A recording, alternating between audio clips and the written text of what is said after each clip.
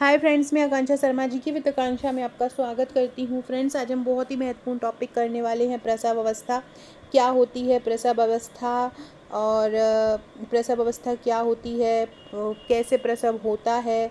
हर अवस्था को बहुत अच्छे से पढ़ेंगे। हर अवस्था से संबंधित कैसे प्रश्न आ सकते हैं, तो हम हर क्वेश्चन पढ़ेंगे और फिर हम उसकी व्याख्या करेंगे। तो चलिए स्टार्ट करते। ये हमारी ए सीरीज़ का 8वां भाग है। इसके पहले 7 भाग करवा चुकी हूँ, नहीं देखे हैं तो देख लीजिएगा। एक और मॉडल प्रैक्टिस सेट करके भी हमारी एक सीरीज़ चल रही है, जिसमें मैं सारे मॉडल प्रैक्टिस सेट करवा रही हूँ। एक योजना के लिए चल रही है, 2017 के प्रीवियस ईयर्स के लिए चल रही है। इस प्रकार से बहुत सारे कोर्स सुपरवाइज़र, स्पेशली सुपरवाइज़र को टारगेट करके मेरे चैनल पर लाए गए हैं, तो उन्हें ज़रूर देखिएगा। पहला क्वेश्चन है आज का कि जो प्रसव काल होता है उसकी कितनी अवस्थाएं होती है। देखो यहाँ पे ये नहीं लिखा है कि सामान्य प्रसव की कितनी होती है या असामान्य की कितनी होती है। आपसे नॉर्मल पूछा है प्रसव की कितनी अवस्थाएं होती हैं, तो प्रसव की टोटल 4 अवस्थाएं होती हैं, याद रखना। अब हम चारों अवस्थाओं को डिटेल में समझते हैं कि हर अवस्था में क्या होता है और जिस अवस्था से जो क्वेश्चन पूछा जा सकता है। क्योंकि हमको कोई थ्योरी लिखना तो आना नहीं है, हमें तो बस फैक्ट याद करना है कि ये वाला क्वेश्चन पूछा जा सकता है। तो हमको हर हर जो चरण है, चारों चरण से संबंधित जितने फैक्ट रहेंगे हमको वो याद करते चलना है। तो चलिए स्टार्ट करते हैं। बस आपको ये क्वेश्चन अगर पूछा जाए प्रसव की कितनी अवस्थाएं होती हैं, तो आप क्या आंसर लगा दोगे? 4 आंसर लगा दोगे।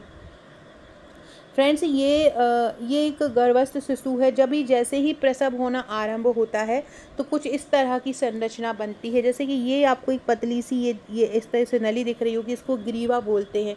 यही जो होती है जब भी बच्चे के शरीर से जो बच्चे की अधिवृक्क ग्रंथि से जो हार्मोन स्रावित होने लगते हैं, तो ये जो ग्रीवा होती है वो धीरे धीरे चौड़ी होने लगती है। ये जो चौड़ी होती है लगभग 10 सेंटीमीटर तक चौड़ी ये हो जाती है। जैसे ही चौड़ी होती है तो बच्चा जो होता है वो बाहर योनि मार्ग द्वारा निकल आता है। ये यहाँ पर जो होती है ये योनि होती है, ये योनि मार्ग से बाहर निकल आता है। ये जो पोस्टीरियर अवस्था होती है, एक क्वेश्चन आपसे पूछेंगे कि जो सबसे अच्छी मतलब एक आदर्श प्रसव अवस्था कौन सी होती है, तो पोस्टीरियर जो अवस्था होती है वो सबसे आदर्श अवस्था होती है। कब? जब इसमें शिशु का सिर कहाँ होता है? बाहर की तरफ होता है, और जो पैर होते हैं वो अंदर की तरफ। मतलब सबसे पहले शिशु उसको सबसे पहले जो बाहर निकलता है प्रसव के दौरान, वो बच्चा जो होता है उसका सिर निकलता है। इसको क्राउनिंग भी बोलते हैं। ये वाला जो हिस्सा होता है इसको गर्भाशय होते हैं, जिसमें बच्चा रहता है।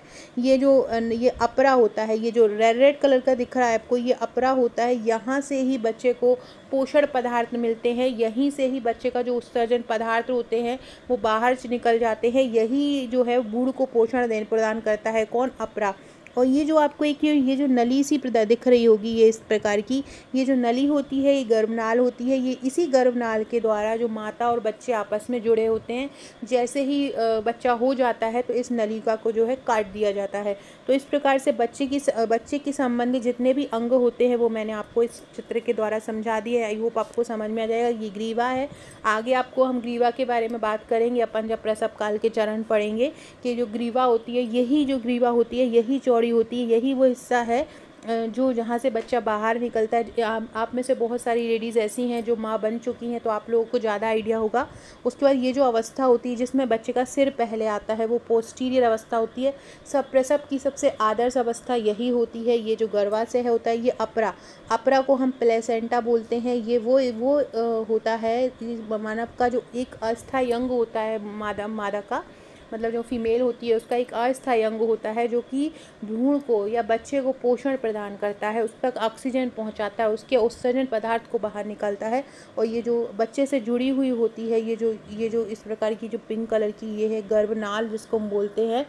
इससे बच्चा माँ से जुड़ा हुआ होता है। आपसे पूछ सकते हैं कि बच्चा माँ से कहाँ किससे जुड़ा होता है, तो गर्भनाल से जुड़ा होता है। ये भी याद रखिएगा। कौन सी आदर्श अवस्था होती है? पोस्टीरियर अवस्था होती है। तो पूरा आपको समझ में आ गया। ग्रीवा होती है, ग्रीवा के द्वारा ही ये ग्रीवा जो होती है, बच्चा होता है और जो माँ होती है वो बच्चा होने पर एक हार्मोन सीक्रेट करती है। ये जो हार्मोन होते हैं ये बच्चे को निकलने में, दर्द को कम करने में, और एक जो योनि होती है योनि को तरल करने में, ताकि बच्चा आराम से रिस कर आ जाए, ये हार्मोन उसमें प्रदान करते हैं। ये हार्मोन निकलते हैं इनमें से, तो ताकि बच्चा जो होता है ईजिली हो जाए। तो चलिए स्टार्ट करते हैं हम प्रसव की पूरी अवस्था। एक और चीज़ मैंने ये लिख दिया था कि जैसे कि आपको ये पोस्टीरियर अवस्था या पोस्टीरियर प्लेसेंटा समझ में नहीं आए, तो मैंने लिख दिया था कि पोस्टीरियर प्लेसेंटा क्या होता है, आपका प्लेसेंटा आपके गर्भाशय के पीछे प्रत्यारोपित हो गया है। पोस्टीरियर प्लेसेंटा मतलब होता है कि जो आपका जो प्लेसेंटा है आपके शरीर का, वो गर्भाशय के पीछे प्रत्यारोपित हो गया है। मतलब इसका मतलब है कि आपको अपने बच्चे की हरकतों को पहले और मजबूती से महसूस करने का लाभ मिलता है, और साथ ही बच्चे के जन्म के लिए सबसे अनुकूल स्थिति होती है। आपके पेट के शीर्ष पर रीढ़ आगे की ओर में आने की अनुमति मिलती है, मतलब बच्चा होने वाला होता है। ये जो अवस्था होती है, जो पोस्टीरियर अवस्था होती है, ये बताती है कि अब बच्चा आने वाला है और एक अनुकूलित स्थिति बताती है। तो पोस्टीरियर अवस्था याद रखिएगा। अब मैं अपन ने ऊपर पढ़ा था कि प्रसव की कितनी अवस्थाएं होती हैं, तो प्रसव की टोटल 4 अवस्थाएं होती हैं। सबसे पहले पढ़ते हैं पहली अवस्था। पहली अवस्था क्या होती है, गर्भाशय ग्रीवा का फैला। मैंने अभी ऊपर आपको एक चित्र में बताया था कि जो गर्भाशय की जो ग्रीवा होती है वो क्या हो जाती है, फैलने लगती है पहले चरण में। कहाँ है गर्भाशय की ग्रीवा, देखो ये जो गर्भाशय की ग्रीवा है, ये पतली सी जो ये वाली जो स्थिति है, ये गर्भाशय की ग्रीवा है।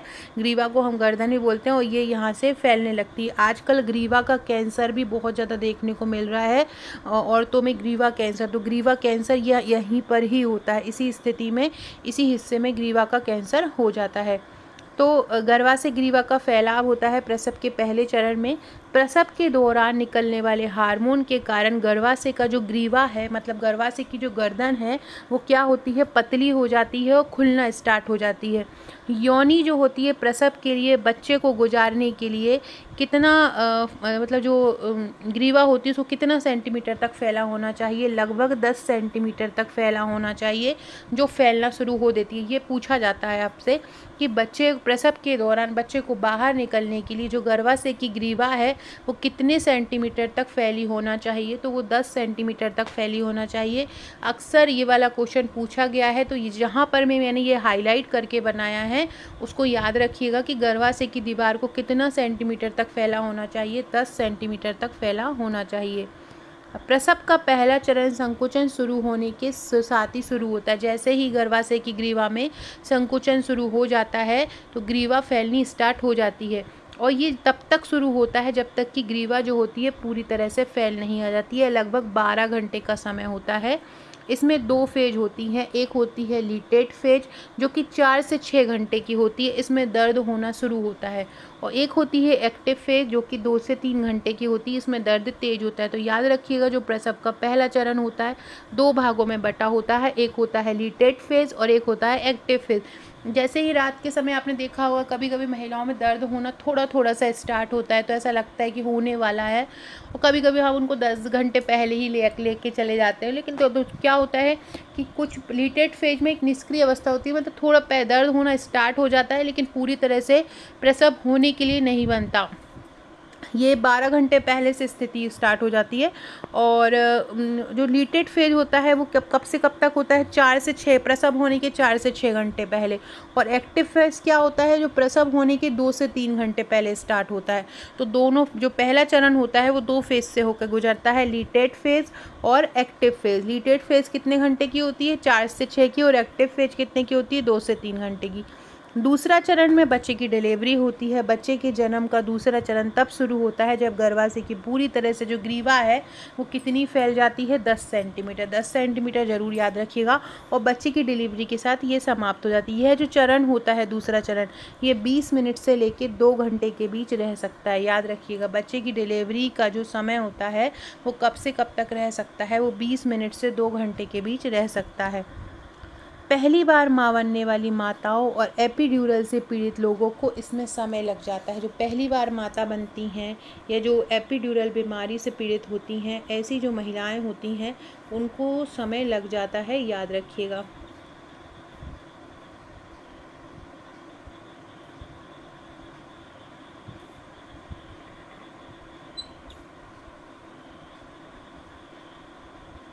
एपिड्यूरल मतलब ये भी हो सकता है जिनकी जो नलिकाएं होती हैं, गर्भ नाल जो होती है जो कड़क हो जाती है एकदम से, कड़ी हुई हो जाती है वो क्या हो जाती है। तो इसमें जोखिम भी देखने को मिलते हैं और नॉर्मली ये रिस्की होता है और इसमें सीजरिंग जो है सीजर द्वारा डिलीवरी होने के चांसेस भी होते हैं। तीसरा चरण कब होता है? जब प्रसव के बाद जब प्लेसेंटा को बाहर धकेला जाता है। ये बच्चे के जन्म का तीसरा चरण कब है? जब बच्चा आ गया बाहर। अब बच्चे के बाद जब प्लेसेंटा को बाहर धकेला जाता है, ये जन्म के बाद, बच्चे के जन्म के बाद ये तीसरा चरण स्टार्ट हो जाता है और योनि के माध्यम से प्लेसेंटा को बाहर धकेलने के साथ समाप्त हो जाता है। आम तौर पर यह बच्चे के जन्म के 5 से 30 मिनट के बाद होता है। मतलब बच्चा जन्म होता है दूसरे चरण में और तीसरे चरण में क्या होता है? प्लेसेंटा बाहर आता है। याद रखना, दूसरे चरण में क्या होता है? बच्चा बाहर आता है और तीसरे चरण में क्या होता है? प्लेसेंटा बाहर आता है। चौथा चरण क्या होता है? डिलीवरी के बाद पहले 2-3 घंटों के दौरान स्वास्थ्य लाभ या रिकवरी शुरू हो जाती है। जो गर्भाशय आपका सिकुड़ जाता है बच्चे के आने के साथ, वो क्या हो जाता है? वो अंदर से जो सिकुड़ जाता है वो अपनी जगह पर आना शुरू कर देता है और जो भी अंदर जो बचा हुआ रहता है वो उसको बाहर धकेलता है और मांसपेशियों की स्थिति को पुनर्स्थापित करता है। अतः हम निष्कर्ष निकाल सकते हैं कि जो प्रसव में कितने चरण होते हैं? 4। तो मैंने आपको चारों चरण बहुत अच्छे से समझा दिए। पहला चरण क्या होता है? जब वो गर्भाशय संकुचित होना आरंभ करता है। दूसरा चरण डिलीवरी का होता है, जब ग्रीवा बिल्कुल 10 सेंटीमीटर तक फैल जाती है, बच्चा हो जाता है। तीसरे चरण में क्या होता है? तीसरे चरण में प्लेसेंटा बाहर आता है। 5 से 30 मिनट के बीच ये होता है। और जो चौथा जो चरण होता है वो डिलीवरी के 2 से 3 घंटों बाद जो महिला होती है उसकी रिकवरी हो जाती है। जो भी पदार्थ, एक लोकिया नामक एक पदार्थ होता है जो बाहर आता रहता है, इसके बारे में हम आगे पढ़ेंगे आगे के MCQ में। तो वो बाहर आ जाता है और भी जो भी अंदर बचा हुआ जो पदार्थ होता है वो भी बाहर निकलना स्टार्ट हो जाता है। और जो भी महिला की जो योनि है, जो गर्भाशय है, जो सिकुड़ बहुत ज़्यादा फैल गया है, वो अब ऑटोमेटिकली सिकुड़ जाता है। तो इस प्रकार से चौथा चरण कंप्लीट होता है। अब हम थोड़ा सा कुछ प्रसव के बारे में पढ़ लेते हैं। प्रसव क्या होता है? सबसे पहले ऐसी प्रक्रिया जिसमें बच्चा जो है वो प्लेसेंटा तथा झिल्लियों योनि से बाहर आते हैं। मतलब इसमें कौन कौन बाहर आ जाता है प्रसव में? प्रसव में बच्चा भी बाहर आता है, प्लेसेंटा भी बाहर आ जाता है और झिल्लियाँ भी बाहर आ जाती हैं। कहाँ से आती हैं? योनि मार्ग से। पहले कौन आता है? बच्चा आते हैं, फिर पहले बच्चा बाहर आता है, फिर प्लेसेंटा आता है, फिर जो बची हुई झिल्लियाँ वगैरह होती हैं वो बाहर आती हैं। उसको हम क्या बोलते हैं? प्रसव। अधिपूर्व प्रसव या प्रीटर्म, ये याद रखिएगा, ये पूछ सकते हैं आपसे कि प्रीटर्म प्रक्रिया कब होती है। तो ऐसा प्रसव क्रिया जो 37 महीने से पहले होती है। कितने? 37 महीने से पहले जो हो जाती है उसको हम क्या बोलते हैं? अधिपूर्व प्रसव या प्रीटर्म बोलते हैं। डिलीवरी क्या होती है? तो गर्भाशय से शिशु को बाहर निकालना या खींचना। फ्रेंड्स, ये 37 महीने की जगह 37 सप्ताह कर लीजिएगा। 37 सप्ताह। ऐसी प्रसव क्रिया जो 37 सप्ताह से पहले स्टार्ट हो जाती है उसको हम अधिपूर्व प्रसव या प्रीटर्म कहते हैं। 37 महीना नॉर्मली जो डिलीवरी का समय होता है वो कितना होता है? 40 सप्ताह या 280 दिन होती है। लेकिन अगर 37 महीने से पहले डिलीवरी में दर्द होना स्टार्ट हो जाता है तो वो जो प्रसव होता है उसको हम अधिपूर्व प्रसव या प्रीटर्म कहते हैं। तो याद रखिएगा, ऐसी प्रसव क्रिया जो 37 महीने से पहले होती है उसको अधिपूर्व प्रसव या प्रीटर्म कहते हैं। डिलीवरी क्या होती है? गर्भाशय से शिशु को बाहर निकालना या खींचना। डिलीवरी को ऑपरेशन के द्वारा, सिजेरियन द्वारा भी कंप्लीट किया जा सकता है।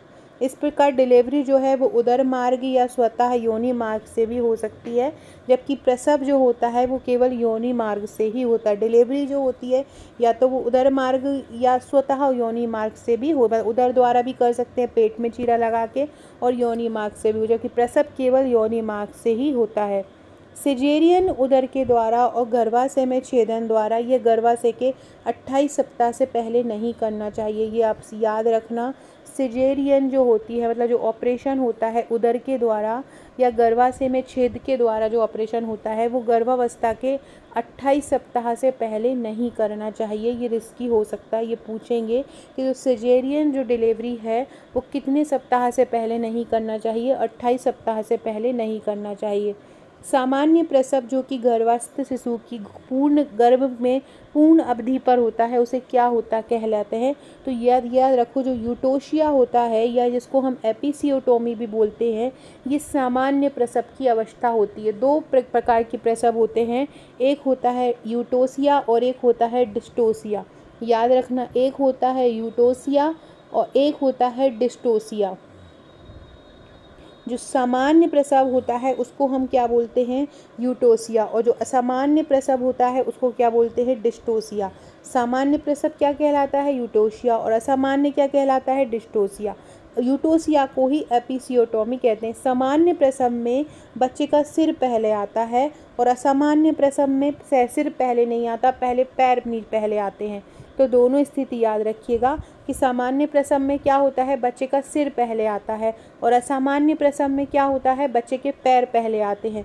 यूटोसिया क्या होता है? सामान्य प्रसव को बोलते हैं और डिस्टोसिया असामान्य प्रसव को। सामान्य प्रसव में क्या होगा? बच्चे का सिर पहले आएगा, असामान्य में पैर पहले आएंगे। दोनों ही स्थिति को याद रखिएगा। शिशु की वृद्धि होने पर गर्भाशय की पेशियों में खिंचाव होता है।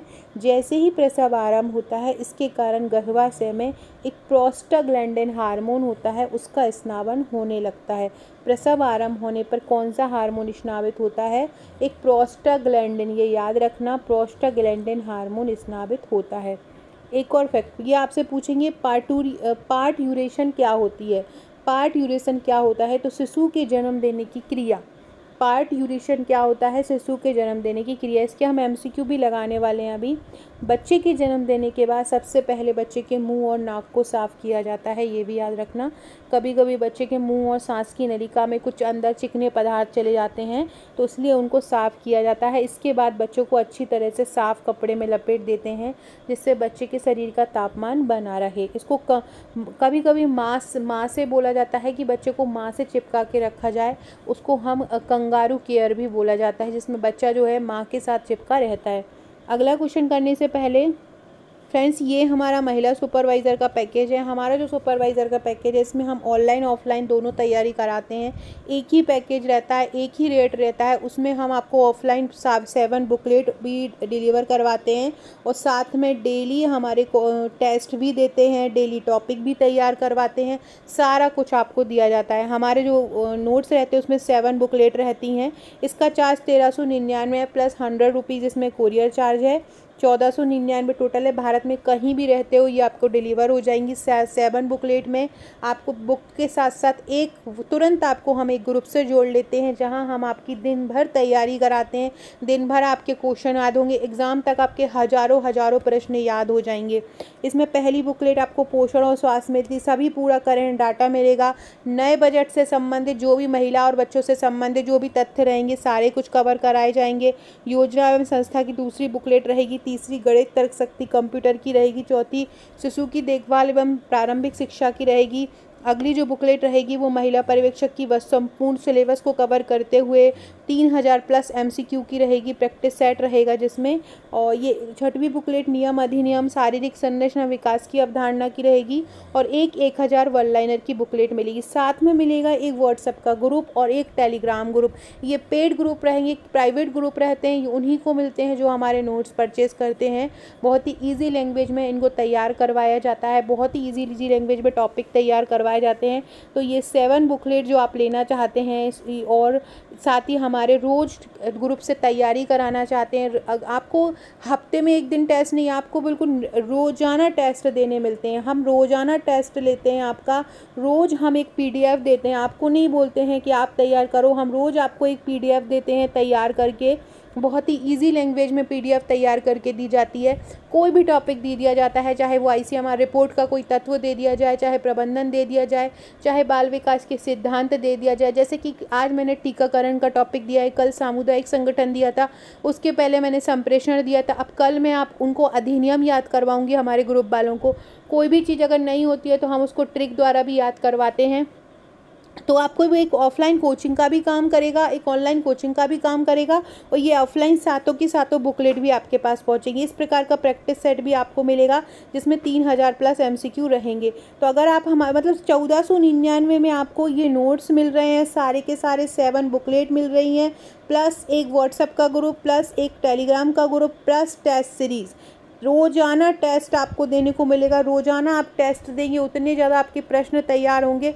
रोज़ाना आप 30 प्रश्न भी देंगे, रोज़ाना आप 40 प्रश्न भी देंगे, तो सोचिए आपके कितने ज़्यादा प्रश्न तैयार होंगे। प्रश्न देने के साथ साथ रोज़ाना आपको एक टॉपिक दिया जाएगा तैयार करने का। आपका वो टारगेट रहेगा कि आज आपको ये टॉपिक तैयार करना है, तो उससे वो आपका टॉपिक तैयार होगा। इसके अलावा रोज़ाना मैं जो ट्रिक बना के दे रही हूँ, रोज़ाना जो सिद्धांत दे रही हूँ वो आपको याद होंगे।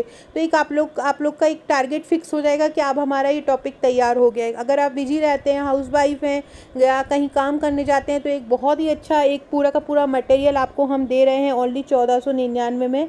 तो जो भी लेना चाहते हैं इस नंबर पर मुझे व्हाट्सअप कर सकते हैं। तो आपको अपना पूरा एड्रेस भेजना है, एड्रेस भेजकर आपको पेमेंट करना है 1499। भारत में कहीं भी रहते हो आप पर डिलीवर हो जाएगा। जैसे ही आपका पेमेंट होगा हम आपको तुरंत एक ग्रुप से ऐड कर लेंगे, ग्रुप में आपकी तैयारी स्टार्ट हो जाएगी। मेरी सारी वीडियो, मैं जितनी भी वीडियो करा रही हूँ, भले वो 2017 के पेपर हो, भले वो योजना हो, सारी की सारी आपको हम प्रोवाइड कराएंगे इसी ग्रुप में। सब कुछ आपको इस ग्रुप में प्रोवाइड कराया जाएगा। सारी बुक्स आपके घर पर आएंगी, सब कुछ मिल रहा है ओनली 1499। जो भी सुपरवाइज़र बनना चाहते हैं इस नंबर पर व्हाट्सअप करके ये नोट्स परचेस कर लीजिए। 100% आपका सिलेक्शन होगा। ऐसे ऐसे शानदार शानदार क्वेश्चन मैं आपको करवा रही हूँ जहाँ से बाहर एक भी प्रश्न नहीं जाएगा। अब अगला क्वेश्चन पढ़ते हैं। जो प्रसव काल आता है, प्रसव काल अवस्था आती जैसे ही बच्चा होने वाला होता है, तो कौन कौन से हार्मोन जो होते हैं वो प्रसव को प्रेरित करते हैं। कॉर्टिसोल बिल्कुल प्रेरित करता है, एस्ट्रोजन भी प्रेरित करता है, ऑक्सीटोसिन भी करता है। ऑक्सीटोसिन को दुग्ध स्नावन हार्मोन भी बोलते हैं, ये भी याद रखना। दुग्ध स्नावन हार्मोन भी बोलते हैं इसको, लव हार्मोन भी बोला जाता है ऑक्सीटोसिन को। तो ये जब प्रसव काल स्थिति आती है तो ये सभी हार्मोन स्नावित होते हैं। इन्हीं हार्मोन के कारण ही बच्चा जो होता है वो ईजिली हो जाता है, क्योंकि ये हार्मोन जो होते हैं वो सीक्रेट होते हैं। इसके अलावा जो एस्ट्रोजन हार्मोन रहता है, कॉर्टिसोल हार्मोन होता है, ये बच्चे के द्वारा स्नावित होता है, बच्चे के द्वारा माँ को पहुँचता है, जिससे ये जो हार्मोन होता है माँ को बच्चा पैदा करने में मदद करता है। जो उनकी जो स्किन रहती है उसको बिल्कुल चिकना कर देता है, ये हार्मोन चिपचिपा कर देता है, जिससे बच्चा जो होता है वो आसानी से आ जाता है। अब प्रसव होने को प्रेरित कौन करता है, तो कॉर्टिसोल भी करता है, एस्ट्रोजन भी करता है, ऑक्सीटोसिन भी करता है।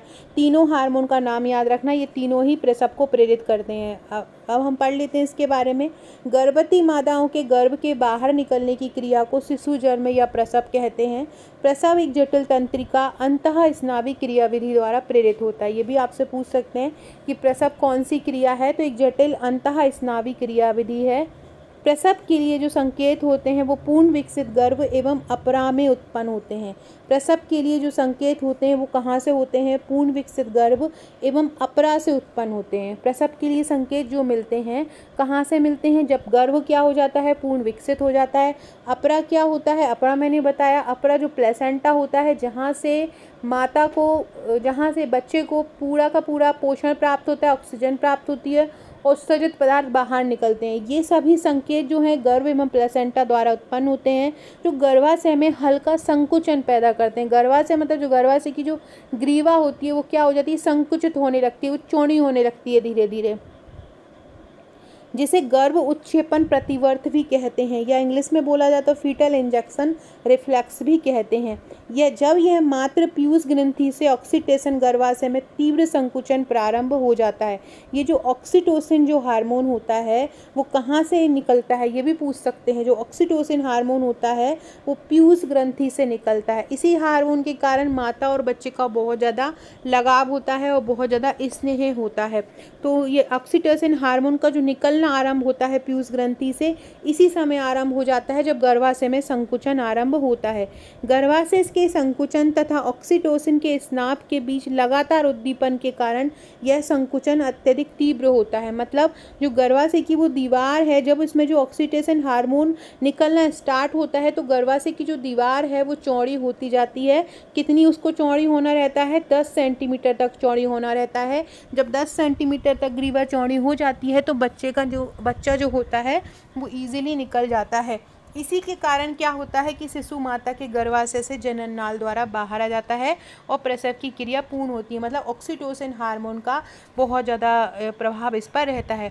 प्रसव क्रिया को जो प्रेरित करने वाले प्रमुख हार्मोन है कौन कौन से हैं? एक तो कॉर्टिसोल है, दूसरा एस्ट्रोजन है और तीसरा ऑक्सीटोसिन है। अगला है स्त्रियों की जो प्रसूता अवस्था होती है या प्रसवोत्तर काल की अवधि होती है वो कब तक होती है। मतलब प्रसूता जो अवस्था होती है, अगली प्रसूता अवस्था कब तक होती है, प्रसव उत्तर काल जो अवस्था होती है वो कब तक की कहलाती है। प्रसव की समाप्ति से लेकर उसके 6 सप्ताह तक, प्राकृतिक प्रसव की प्रक्रिया के दौरान या गर्भावस्था की अंतिम तिमाही के दौरान। तो जब प्रसव की जब समाप्ति हो जाती है उसके 6 सप्ताह तक, उसके 6 सप्ताह तक की जो अवधि होती है वो प्रसव उत्तर काल की अवधि होती है। याद रखना, प्रसव की समाप्ति से लेकर उसके बाद के जो 6 सप्ताह तक होते हैं वो जो अवस्था होती है उसको प्रसूता अवस्था या प्रसव उत्तर काल कहते हैं। प्रसव की समाप्ति से 6 सप्ताह तक, याद रखना, इसके बारे में पढ़ लेते हैं। प्रसवोत्तर अवधि बच्चे के जन्म के तुरंत बाद शुरू होती है और जन्म के 6 सप्ताह तक, मतलब जन्म के 6 सप्ताह मतलब कितने दिन तक रहती है? 42 दिन तक रहती है। प्रसवोत्तर जो अवधि है बच्चे के जन्म के तुरंत बाद शुरू होकर जन्म के 6 सप्ताह या 42 दिन तक रहती है। फ्रेंड, डिस्क्रिप्शन बॉक्स में आपको मेरे व्हाट्सएप, टेलीग्राम, फेसबुक, ट्विटर का लिंक मिल जाएगा, ज्वाइन कर लीजिएगा। 6260190944 ये मेरा नंबर है।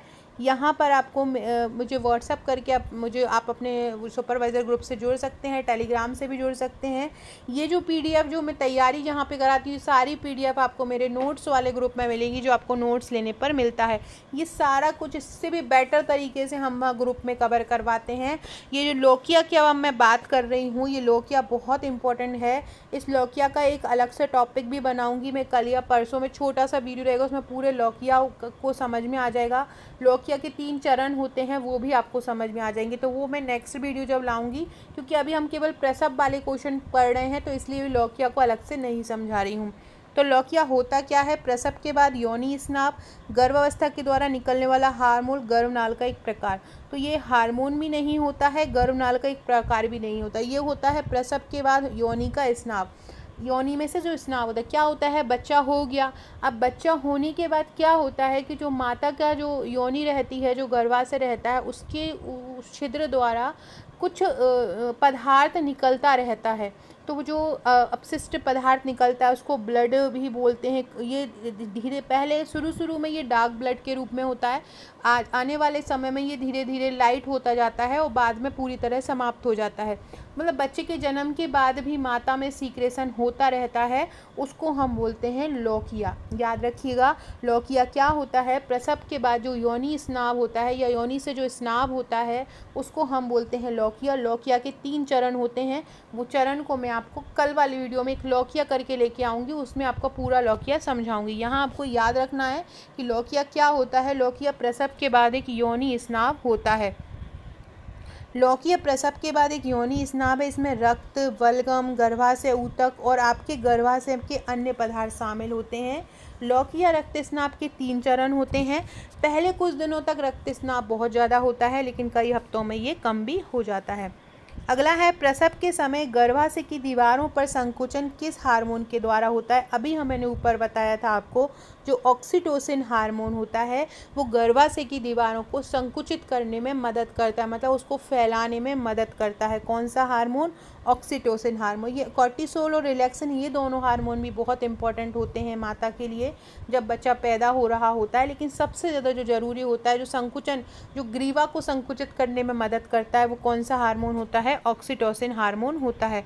ऑक्सीटोसिन हार्मोन गर्भाशय की दीवारों को संकुचित करने में मदद करता है और जो रिलैक्सिन होता है वो गर्भाशय की दीवार को चौड़ा करने में मदद करता है। संकुचन ऑक्सीटोसिन भी करता है और रिलैक्सिन भी क्या करता है? चौड़ा करता है, याद रखिएगा। इसके बाद कॉर्टिसोल जो हार्मोन होता है ऑक्सीटोसिन के रिसेप्टर का निर्माण करता है। एक बीटा एंडोर्फिन हार्मोन होता है, याद रखो ये बीटा एंडोर्फिन हार्मोन बहुत इंपॉर्टेंट है। ये भी आपसे पूछ सकते हैं कि जो बीटा एंडोर्फिन हार्मोन है वो क्या काम करता है। तो जो बीटा एंडोर्फिन हार्मोन होता है, जब माता बच्चे को जन्म दे रही होती है और उसको बहुत दर्द हो रहा होता है, उसको बहुत ज़्यादा पेन हो रहा होता है, तो ये जो बीटा एंडोर्फिन हार्मोन है ना, ये दर्द में राहत देता है। ये आपसे पूछ सकते हैं ऑब्जेक्टिव में कि इनमें से कौन सा हार्मोन प्रसव काल के दौरान माता को दर्द में राहत देता है। आपको ऑप्शन दे देंगे ऑक्सीटोसिन, रिलैक्सिन, बीटा एंडोर्फिन। तो आपको याद रखना है जो बीटा एंडोर्फिन होता है वो माता को दर्द से राहत देने में मदद करता है। प्रसव क्रिया में जो कॉर्टिसोल जो हार्मोन है उसका निर्माण कौन करता है? उसका निर्माण बच्चे में जो अधिवृक्क या एड्रिनल ग्रंथि होती है उसके द्वारा कॉर्टिसोल, मतलब जो माँ को जो कॉर्टिसोल हार्मोन मिलता है वो कॉर्टिसोल हार्मोन माँ का नहीं होता है, वो बच्चे का होता है। बच्चे की एड्रिनल जो ग्लैंड होती है वहाँ से हार्मोन सीक्रेट होकर माता तक नाल द्वारा पहुँचता है और माता को वो वहाँ पर गर्भ को मतलब बच्चे को पैदा करने में मदद करता है। अगला है प्रसव क्रिया में माता को सबसे पहले उत्तेजित किसके द्वारा उत्पादित हार्मोन से किया जाता है? माता द्वारा उत्पादित हार्मोन से, रिलैक्सिन हार्मोन द्वारा, या कोई नहीं? तो शिशु द्वारा उत्पादित हार्मोन से। प्रसव क्रिया में कि अब प्रसव होने वाला है, इसके लिए सबसे ज़्यादा उत्तेजना माता को कौन देता है? तो कॉर्टिसोल हार्मोन देता है। सबसे ज़्यादा उत्तेजना कौन देता है? कॉर्टिसोल हार्मोन देता है। और ये कॉर्टिसोल हार्मोन किसके द्वारा बनता है? अभी मैंने बताया शिशु द्वारा बनता है। शिशु के पास एक एड्रिनल ग्रंथि होती है, उससे कॉर्टिसोल हार्मोन निकलता है। उसी के द्वारा उत्पादित जो हार्मोन होता है वहाँ से जो कॉर्टिसोल हार्मोन बनता है वो नाल द्वारा माता को पहुँचता है। जैसे ही वो माता पे पहुँचता है, माता को पहुँच के ही वो क्या करता है, माता में जो उत्तेजित होने लगता है, प्रसव क्रिया के लिए उत्तेजित करना आरंभ कर देता है। प्रसव क्रिया के दौरान सबसे पहले एंड्रोजन हार्मोन, उसके बाद कॉर्टिसोल, उसके बाद ऑक्सीटोसिन और उसके बाद रिलैक्सिन हार्मोन स्रावित होता है। ये चरण है, याद रखना। सबसे पहले कौन सा? एंड्रोजन, फिर कौन सा? कॉर्टिसोल। कॉर्टिसोल जो बच्चे को माता को उत्तेजित करता है, बच्चे द्वारा मिलता है। फिर ऑक्सीटोसिन और फिर रिलैक्सिन होता है। बीटा एंडोर्फिन के रूप में जाने वाले ये हार्मोन जो होते हैं मॉर्फिन औषधियों के समान होते हैं, जो मस्तिष्क पर काम करते हैं और राहत देते हैं। राहत के साथ साथ ये माता में जो खुशी का एक एहसास होता है, एक हौसले का एहसास होता है, ये भी बीटा एंडोर्फिन हार्मोन देते हैं। बीटा एंडोर्फिन हार्मोन पूछा जा सकता है, याद रखिएगा। अगला है निम्नलिखित में से कौन सा हार्मोन मादा मनुष्य में प्रसव के दौरान स्रावित किया जाता है? Prolactin, oxytocin, glucagon, estrogen. देखो प्रोलैक्टिन तो दुग्ध स्नावन के लिए होता है, जो स्तनपान कराने वाली महिलाओं में। ग्लूकोगॉन जो होता है वो इंसुलिन द्वारा स्नावित होता है। इंसुलिन की एक अल्फा कोशिकाएं होती हैं, उसके द्वारा ग्लूकेगॉन हार्मोन स्नावित होता है। एस्ट्रोजन जनन हार्मोन होता है, लेकिन जो ऑक्सीटोसिन होता है ये प्रसव के दौरान स्नावित होता है। मैंने ऊपर भी पढ़ाया है कौन सा हार्मोन होता है, ऑक्सीटोसिन। गर्भाशय के अंत तक गर्भाशय का जोरदार संकुचन जो होता है भ्रूण के निष्कासन का कारण बनता है। भ्रूण की जनन की इस प्रक्रिया को क्या बोलते हैं? प्रसव। मानव में प्रसव के दौरान ही ऑक्सीटोसिन स्नावित होता है। ये किसके द्वारा स्नावित होता है? पीयूष ग्रंथि के द्वारा। ये पूछ सकते हैं ऑक्सीटोसिन हार्मोन किससे स्नावित होता है? पीयूष ग्रंथि से। इसको हाइपोफिसिस भी कहते हैं। ये ऑक्सीटोसिन का स्नाव करती है। हाइपोफिसिस को न्यूरो हाइपोफिसिस और पार्स नर्वोसा भी कहा जाता है। हाइपोफिसिस को और क्या कहते हैं?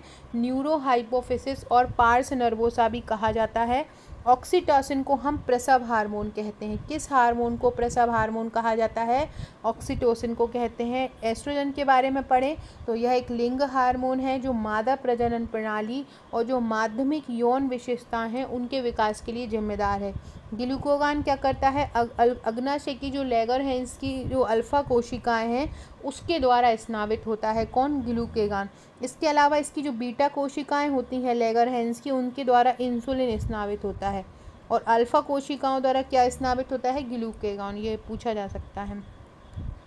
प्रोलैक्टिन क्या होता है? इसे लैक्टोट्रॉफिक हार्मोन भी कहते हैं। स्तन ग्रंथियों के विकास और दूध के निर्माण को ये प्रोलैक्टिन, लैक्ट जहाँ पे भी शब्द जुड़ जाता है वहाँ दुग्ध ग्रंथियों से संबंधित क्वेश्चन आ जाता है। आज ये टॉपिक मैं ग्रुप में भी भेजूंगी यही वाला, उससे संबंधित क्वेश्चन का कल टेस्ट भी लूँगी मैं। अगला है प्रसवकालीन मृत्यु किस अवधि में होती है? गर्भधारण के 37वें सप्ताह से जन्म के 14 दिन बाद, 0 से 1 महीने की आयु, 0 से 28 दिन की आयु, गर्भधारण के 28वें सप्ताह से जन्म के 1 दिन पहले। तो प्रसवकालीन जो मृत्यु होती है वो गर्भधारण के 37वें सप्ताह से जन्म के 14 दिन बाद तक होती है। प्रसवकालीन मृत्यु कब से कब तक होती है? गर्भधारण कर लिया, गर्भधारण करे हुए 37 सप्ताह हो गए, अब भ्रूण पूरा बन गया और जन्म हो गया और जन्म के 14 दिन बाद तक अगर मृत्यु हो जाती है तो वो प्रसवकालीन मृत्यु कहलाती है। इसके बारे में पढ़ लेते हैं। गर्भधारण के 28वें सप्ताह से लेकर जन्म के 7 दिन बाद तक इसे प्रसवकालीन मृत्यु कहा जाता है। प्रसवकालीन मृत्यु दर की गणना को प्रसवकालीन मृत्यु की कुल संख्या और जन्म की कुल संख्या को जोड़ के उसमें 1000 का इंटू करके निकाला जाता है। इसे रोका कैसे जा सकता है? प्रसव पूर्ण देखभाल की जाए, प्रसव के पहले टिटनेस टॉक्साइड जो होता है टीटी का टीकाकरण किया जाए और श्लेष्मल जो निकलने की उत्तम व्यवस्था हो तो उसको जो प्रसव मृत्यु दर होती है उसको रोका जाता है। गर्भधारण के 37वें सप्ताह से जन्म के 24वें दिन तक जो अवधि मानी जाती है उसको प्रारंभिक अवधि माना जाता है। इस काल में अगर मृत्यु हो जाती है तो प्रसव मृत्यु कहलाती है। 0 से जो 28 दिन की जो अवधि होती है उसे WHO ने जो नवजात अवधि के रूप में परिभाषित किया है। जीवन के जो 28 दिन होते हैं उसको नवजात अवधि कहा जाता है। क्या कहा जाता है? नवजात अवधि कहा जाता है। 0 से 1 महीने की जो आयु होती है 0 से 1 महीने में आलिंगन, दूध पिलाने और नींद के बारे में होती है, ये भी याद रखिएगा। 0 से 1 महीने की आयु को दूध पिलाने वाली आयु, नींद की आयु, आलिंगन की आयु ये कहा जाता है। अगला है प्रसव उत्तर वंध्यकरण को प्रसव के कितने समय तक कर सकते हैं? जो प्रसव के बाद जो ऑपरेशन होता है कि ताकि माँ दोबारा ना बन पाए उसको कब से कब तक कर सकते हैं? उसको 24 घंटे से लेकर 7 दिन तक कर सकते हैं। प्रसव उत्तर वंध्यकरण को कब से कब तक कर सकते हैं? तो उसको 24 घंटे से लेकर 7 दिन तक कर सकते हैं। याद रखिएगा प्रसव उत्तर वंध्यकरण को। इसके बारे में पढ़ लेते हैं। प्रसव उत्तर वंध्यकरण प्रसव के 24 घंटे से 7 दिन बाद तक कर सकते हैं। महिलाओं के लिए एक प्रभावी गर्भ निरोधक ये विकल्प है। इसमें आंशिक जो डिंब वाहिनी होती है उसमें उच्छेदन द्वारा या जिसको हम सेल्पीगैक्टोमी बोलते हैं के द्वारा या इलेक्ट्रोएगुलेशन द्वारा एक क्लिप का प्रयोग किया जाता है। यह प्रक्रिया सिजेरियन भंडार के समय यानी तो तत्काल जैसे ही बच्चा होता है उसके तुरंत तत्काल बाद भी कर ली जाती है। अगर से ऑपरेशन होता है तो उसी ऑपरेशन के द्वारा ही इसको भी बांध दिया जाता है। जिन महिलाओं की योनि छोटी होती है उनके उदर में एक छोटा सा चीरा लगाया जाता है। इस प्रक्रिया को मिनी लैपेरोटॉमी कहते हैं। इसमें दर्द कम होता है मिनी लैपेरोटॉमी में। और ये पोस्टीरियर मैंने आपको बताया, पोस्टीरियर जो प्लेसेंटा होता है ये सबसे अच्छी अवस्था होती है गर्भाशय की। सो फ्रेंड्स ये थे हमारे आज के क्वेश्चन। मैंने बहुत शानदार क्वेश्चन आपको करवाए हैं। ये ऐसे क्वेश्चन हैं जो पिछले राज्यों में भी अलग अलग एग्ज़ाम में पूछे गए हैं और यहाँ से पूछे जाने की बहुत ज़्यादा संभावना है। सो वीडियो अच्छा लगा हो तो लाइक शेयर सब्सक्राइब जरूर कीजिएगा। अगर आप हमारे नोट्स ऑर्डर करना चाहते हैं तो इस नंबर पर व्हाट्सएप कीजिएगा। Okay friends, thank you.